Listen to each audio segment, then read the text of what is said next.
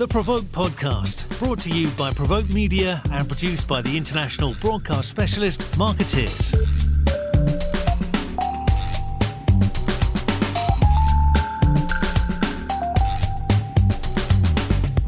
Hi, I am Diana Marzalek with Provoke Media. Welcome to the Provoke Media podcast today. I have two guests who I am going to let introduce themselves, but we are going to talk about the individualist era.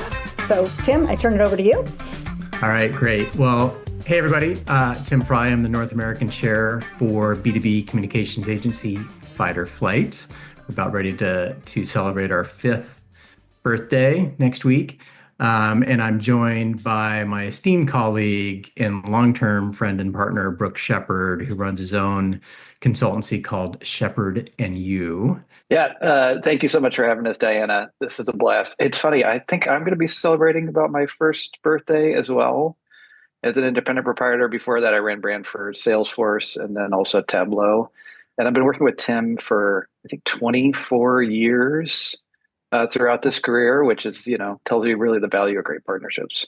Absolutely. And I love that you found each other or are still sticking with each other in your relatively new roles. It's been an amazing partnership, friendship, 24 years. And, I find myself introducing Brooke to a lot of people and he does the same for me. And we have different ways of introducing each other, but I think we've arrived at maybe a common thread here, which is that he and I bring very complementary skills to the table in whatever we do, whether it's in our personal lives or professional lives.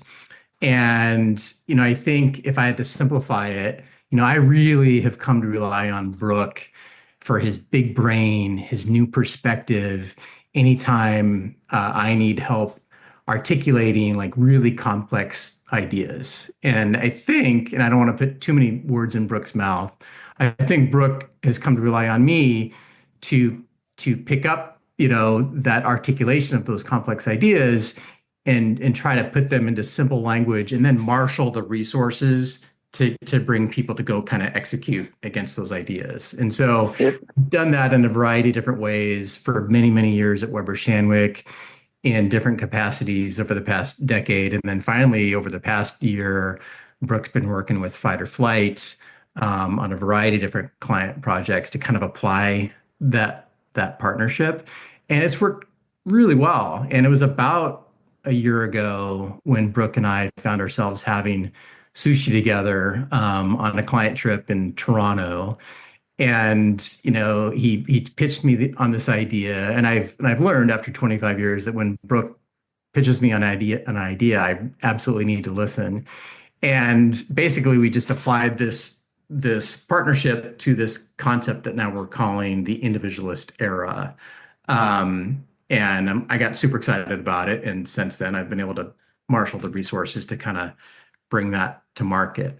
But because it's not my role, I will look. I don't know. I'm touched. I don't know if we should go deeper into your relationship or into exactly. Really, just want. Yeah. I am all choked up.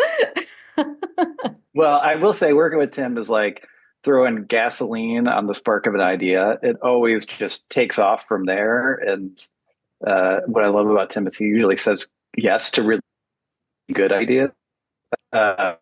And then the other ones that maybe are not so good, we just don't talk about it anymore. That does not make it fun. But yeah, this idea went back to, we were having sushi. We were in Toronto. Go back, just a year ago. I mean, it's funny. We were in a setting where we were actually talking with a client about workplace technology and B2B overall. And what that really means for us is that we need to recognize workers are more independent today than they've ever been. And they have more access directly to incredibly powerful technologies as individuals that is changing the workplace. And what we mean by that is that, when we talk about independence, I think if you read the headlines, it may not feel like people are really independent today. But when you look at actually how people are doing their work is more complicated than it's ever been. And they're really self-reliant to determine what is the best way to achieve that. And this, if you think about it, we tend to think of it as individual power. And so we use this term, it's almost like rugged individualism has found its way to the workplace. But really, that is an extension of the idea of entrepreneurialism. And that idea of entrepreneurialism has really finally found root in the corporate environment, where when we went out and talked to knowledge workers today, so right, modern day workers familiar with technology, 77% of them said they felt like it's their personal job to innovate. Not that it's now the job of their workplace to give them innovative tools. It is they personally are responsible for that innovation, and that they are also personally responsible for making themselves more efficient and more effective. And And when that's, you apply that, I'm sorry, go on. yeah. Well, and then when you apply that to today's environment, where now all of a sudden you have these incredibly accessible tools that you don't have to get through IT, but you can actually go and get yourself. So every one of us can go onto OpenAI, very simply open up a ChatGPT account, and all of a sudden have access to way more technology than ever before, where you can get a Canva account for $7 a month. I mean, the amount, then the prices for these tools are actually in our power. So what we found was actually a lot of people are going and doing that on their own. And it's something that they're taking on as an expense personally, or they're just hiding to their manager. They don't have to get a contract approval. And what that leads to is a total shift of how B2B services are being sold, where it used to be, and still largely is, right? In the SaaS era, you're selling software as a service to teams and these huge buying groups. But when people are so motivated to hack their own jobs every day, they're turning to it themselves and starting to bring this technology into the workplace. And that's creating a whole sense of tensions and really changing an entire environment. So the idea of people being more entrepreneurial or more empowered, is that new, or is it just that now these tools, is this just around these tools, or are people shunning like the corporate, culture, or what is it that facilitated this change? I mean, I'll jump in there. I don't think it's new. I mean, I think what we've done is we've kind of applied a name to a trend that we've been seeing, develop over the past at least 20 years. Okay. And I mean, if you think 15 years ago, this manifested itself by, people bringing in, their iPhones into the workplace and wanting to use that as their work phone.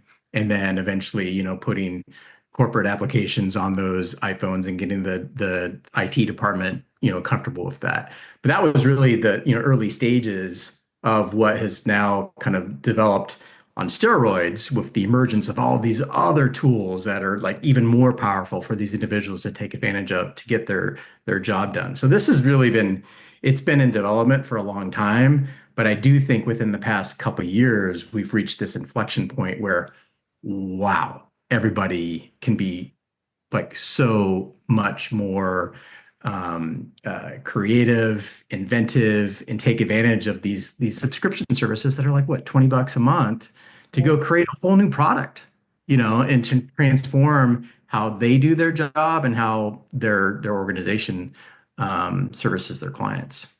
I mean, to put a finer point on it, ChatGPT went from 0 to 100 million users in 2 months.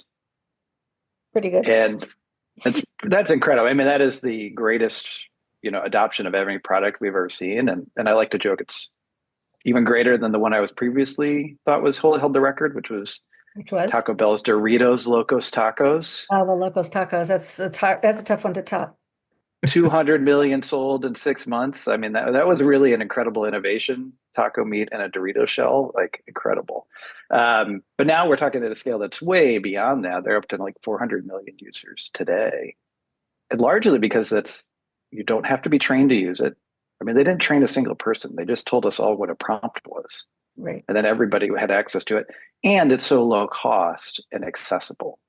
So now you have people saying, okay, great, I can take this really easy technology and bring it to the work that I'm doing. Because again, what hasn't changed is the motivations, the beliefs, like that's been growing and growing and growing, and personal responsibility. What has changed is access to really incredible technology that is easier to get. So the trend has been in development for a while, but then now the floodgates are opened, and Brooke and I were thinking, well, our clients need some better advice, and they probably need to take different strategies, as they bring their products to market to take this inflection point into consideration. So how does this affect your clients? When you talk about strategies and this individualist error, what is changing in terms of the communications and the messaging and all that good stuff that you do? Yeah, quite a few. I mean, I think the ramifications are pretty large. The biggest one to me is, and I think this is something we see really commonly with B2B technologies, but companies that are thinking about, okay, I'm selling my services now to people for work, they tend to go into a mode where it's like, oh, well, I'm selling to a business. And we really lose that ability to see like, no, there's a person at the end of that. It's this decision that's going to make it. And, that's why B2B, I think, is a category that's underdeveloped in terms of the maturity of its marketing, right? The maturity of branding, the ability to get to more emotional and fun storytelling. There's only a few companies where you always tend to point to, Salesforce being one of those that really stand out in terms of, hey, they're taking a different approach to the marketing that mirrors what a consumer company might in terms of its individual approach. Now, when you put the buying power actually in individuals, I think we can understand that that's actually got way more value within the B2B marketplace. That it's not enough to just to sell by role and just to say, okay, no, when we only sell to CFOs, CMOs, COOs, it's always a C position that seems like that we target. It's actually real individuals. And then when you take that leap of saying, okay, well, now I'm talking about real individuals that are thinking differently about their work, we can actually develop greater understanding about their personalities and responsibilities. And so in the study, we actually ended up developing archetypes, who that audience is, and not thinking about them by their role, but by what is it they're motivated to do in terms of innovation and their appetite for risk within that, and their needs to comply with other policies within the organization. And when you look at people through those lenses, you actually get a very different view of what your typical audience can look like and who's going to be most effective at helping you get the adoption you're looking for. I mean, if you go back 25, 30 years ago, if you sold technology into a workplace, you were probably selling it into the IT department, and you're selling it into a buying committee. Then with the emergence of software as a service, that started to disperse into the organization. So like different departments would buy like whatever service they needed, whether it's the HR department or marketing.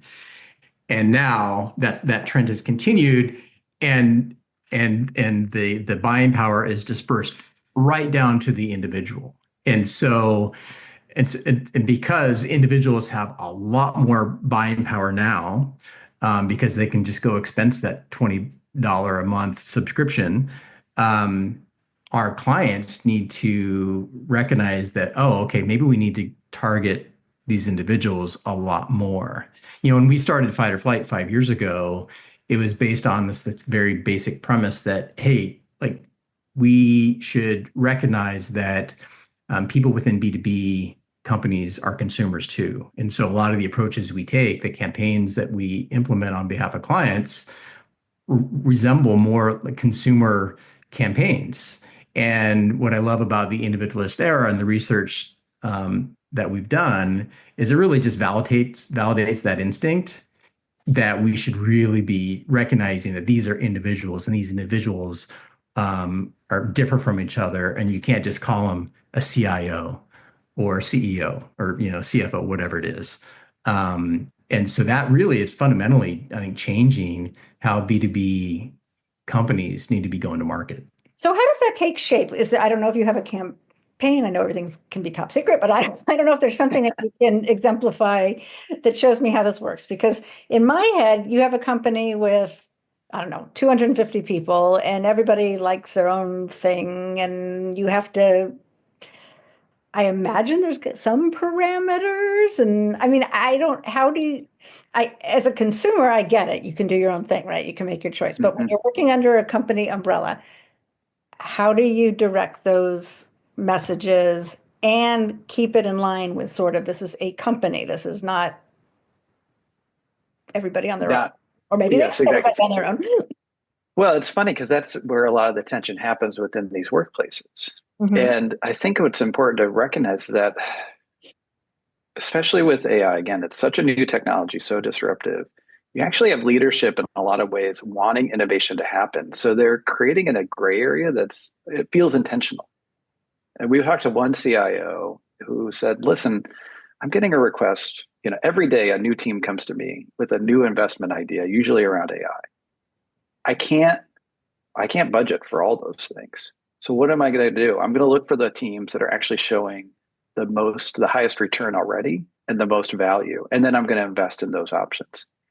And so what he's basically saying is, I need people to break the rules or sort of go beyond the boundaries of whatever rules we set out to experiment and then tell me what's working. So that's where we can go figure it out. I'm not going to figure it out as a CIO. So you have a lot of organizations that are creating an environment like that where it's like, okay, we need our people to innovate. And honestly, the work is so complicated, I can't dictate to every single person what they should do all the time. But then on the flip side, you're absolutely right. Like managing that, if you had 250 people doing 250 different things, we've all been these calls. It's like you jump from Zoom to Google Meets to Teams to whatever. It gets chaotic, and that's I think where actually a lot of tensions happening back is like, okay, how do we make sure that we're adopting the right options, and then thinking about that for the organization, and bringing that back to the individuals and those sort of archetypes that we defined. They're actually people who see that as their role. Like they are more motivated by getting the whole team to adopt similar things and make everybody successful, while you have other people who are really motivated to go out, find the next new thing and bring it back, because this is what's going to make us, take us to the new heights. And we called those high flyers, and the other ones we called, the builders, because they're really thinking about how you build this as an ecosystem. I do want to get understanding how this too. Yeah. I do want to get to the archetypes, but before we do, it sounds to me this is, and I could be wrong, but this is a communications and marketing issue or strategy, right? Going to individualists. But then it's kind of also a company internal communications management thing also. And you have to probably juggle, figure all that out in your marketing strategies. Absolutely. I think knowing how you're being adopted, right? And for most B2B services, that's a huge part of the selling process, is not only, okay, who are we trying to sell to and connect with and make sure that they understand the value of our solution? How do we make sure they're taking advantage of this for renewals, for the comebacks, for upsells, for other opportunities? And, so you have to really think about that broader adoption and how people are using these tools internally, and then how they're advocating on their behalf and what they're communicating on the back end. Are there challenges on both sides, both in terms of clients and their targets, in terms of adopting this, of breaking that old fashioned, I'm selling to the C-suite? I mean, absolutely. I mean, as with any kind of, change in behavior. I mean, you got kind of the old guard, and people, kind of tend to stick to their comfort zone. Hey, this is the way we've always done it. And people tend to come up with reasons why maybe we shouldn't change. Hey, we got to think about security. Hey, we got to think about privacy. Hey, absolutely. Those are all valid issues. So yeah, there's a natural tension, I think, with whenever you see any kind of major shift like this, people want to kind of stick to what they know. And we expected actually to see a lot more tension than we did in our research. We expected to see kind of people sitting on kind of opposite ends of the spectrum. And what we were surprised by was that managers and the individual employees had a lot more common ground. And those managers are actually a lot more willing to kind of cede control over to their employees because they just don't have the time to go experiment with all these new services and products that are popping up every day. It's like a built one thing. Yeah. Well, the one thing we've learned over time is you cannot stop the wave of workers and their demand for change. Mm-hmm. Tim brought up the iPhone earlier, and he and I both worked for Microsoft on Windows Mobile many years ago. Nobody remembers Windows Mobile, but it was a lot of fun when we worked on it. And we were doing very well. It was, early days of the smartphone era. had overtaken BlackBerry in terms of growth and sales. We were flying to Barcelona to go to World War Congress. I mean, it was an amazing time. And then Apple released the iPhone, and we were shocked. And we weren't shocked as much by the technology. I mean, it was, obviously incredible piece of hardware. But what we were shocked by was the reaction from actual consumers who said, like, oh, wow, this is an amazing device that I can do work on. I expect to do my work in the office on this now as well, too. And they walked into their every environment and said, make this work now here with my corporate IT system instead of that other phone you just gave me. Mm-hmm. And that killed Windows Mobile. That really changed the market. So we can't really, I think anybody who thinks that they can stop that sort of behavior or demand is going to be putting themselves really fighting the tide as it's coming. So speaking of that tension or different takes on this, let's get to the 4 different types of workers that you identified. So tell me about the 4 different types of groups that you identified, how you identified them, and what it means in terms of the subject we're talking about. Tim, do you want to take this one? I feel like this is your baby. Okay. Yeah. I'll start. So. And please tell us which one of these you are personally. I will. Well, okay. Absolutely will. So, I mean, I think, our instincts were that, right, this change is not kind of manifesting itself, the same in every individual. Everybody's different. And so we brought on a partner, one of the leading B2B research companies out there, named NewtonX.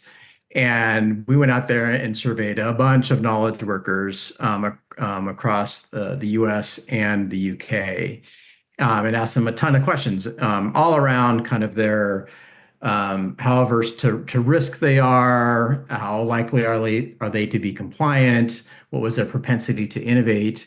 And I won't take you through all the details of the research, but what fell out of that were 4 kind of primary archetypes of workers today. And I'll name them: high flyers, adaptables, reliables, and builders. So the high flyers are kind of these individuals that they tend to soar above the rules, maybe sometimes ignore the rules, and they're really, really focused on, bringing innovation into their organization.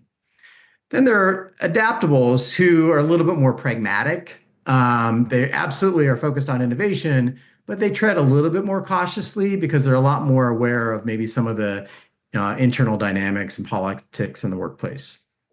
Then there's the reliables. These are those loyal and collaborative employees who absolutely love to follow the rules, and because they're focused on like let's be successful, but let's make sure we're dotting our I's and crossing our T's and not getting into too much hot water. And then there's the final archetype, the builders. These are the ones who understand the importance of balancing complex structures with new technology.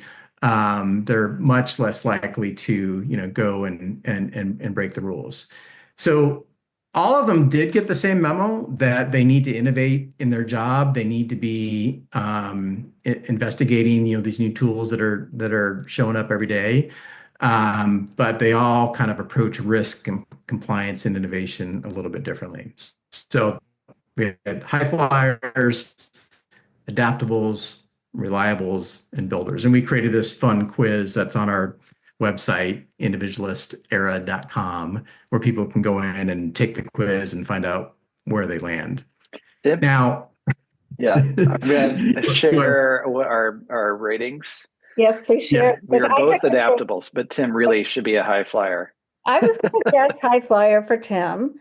I was quite upset, not quite upset. I was a little disappointed, but not surprised that I am a reliable. I was hoping to at least be an adaptable. And but the reliables are really important. And I think the thing about, this category reliables is they're really motivated by getting the job done and really following on that. So it's really, they're looking for the opportunities. Okay, what is the task at hand and what is my fastest path towards that? Using the technology that I know is going to be allowed and sort of fit within the system overall. So they're an incredible part of an organization. I think that's one thing is like there really is no rating for one or the other. Although Tim really wants to be a high flyer, and he keeps every time he takes it, it's an adaptable. I would put you in a high flyer. I really wanted to be a high flyer. Maybe I present as a high flyer, but I'm an adaptable. So both Brooke and I are adaptables. And, I guess if we were to kind of split it into maybe 8 categories, maybe Brooke and I would have shown up in slightly different categories. But when I thought about it, I'm like, well, maybe that's why Brooke and I partner so well together. Well, so what is the meaning of this? So you can identify who you are, who your workforce is. Is this just the fun part? I mean, what does this mean for marketing and making the individualist era work? Well, it really, I think in terms of marketing, you really can start to look at your messaging by audience and what they're looking for in terms of motivation, right? So what we know, and using those examples, like the high flyer is really driven by the innovation. Can I do this better, faster, more effectively? Am I going to bring something really new to the organization? That's actually going to be their greatest motivators. And so you can both map your message to them and also give other people within the workplace advice on how to connect with them overall. Now, I contrast that with then the builder. That category, those individuals are really motivated by, all right, how does this fit within the system we have? How do we make sure everybody's going to be successful within it? Is it complying with privacy, security, all these other demands of our business? They're a little bit more motivated by that. So you can both understand like how you want to start to articulate the message differently to that group. Hey, this already meets your security and privacy needs. This is really easy to integrate into the systems that you have overall. And then you can also see how they might have conflicts between those two groups as new technology is adopted or used within an organization. So you can start to help map or even think about, as you do get into a buying group, perhaps, or other situations where what messages are going to connect with both of those or help them see eye to eye. So it sounds to me, bottom line is B2B marketing is getting way more complex. It already was too. I think it's more recognition of it. Absolutely. I do think there's a caution here that, certainly we're developing a much more richer picture of audiences and individuals and their buying power. It does not mean that we should treat them like consumers, meaning this is not B2B doesn't become B2C right away. And I think there's a few things that are going on that, it's still for a workplace environment where that worker needs to produce. And I think maybe that's like the easiest way to think about it is like when you're selling to consumers, it's so they can consume your brand. But when you're selling to workers, it's so that they can produce. Mm-hmm. And what they produce is actually going to be how they communicate and connect with other people in their organization or their customers, so many other stakeholders. And that's actually the opportunity in B2B is like, there's a lot more stress on those decisions. Mm-hmm. And when stress goes up, emotions go up. And so connecting with these audiences in ways that are, actually emotional, whether that's funny, heartfelt, interesting, just making it something that really, allows you to communicate and build a relationship with that person. That's where B2B's biggest opportunity continues to be, is really recognizing how they see themselves in the world and giving them some value that they can take onto those relationships. And I think most companies are still missing the boat on that. That's the opportunity we want to put out.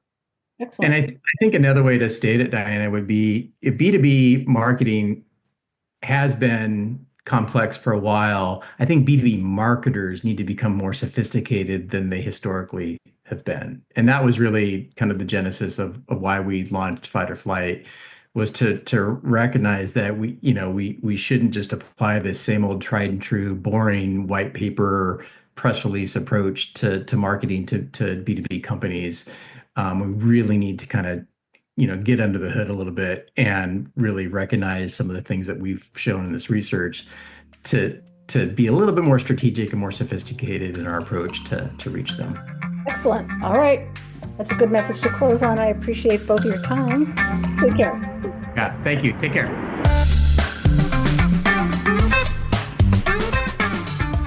You've been listening to the Provoke podcast, brought to you by Provoke Media and produced by the international broadcast specialist Marketeers.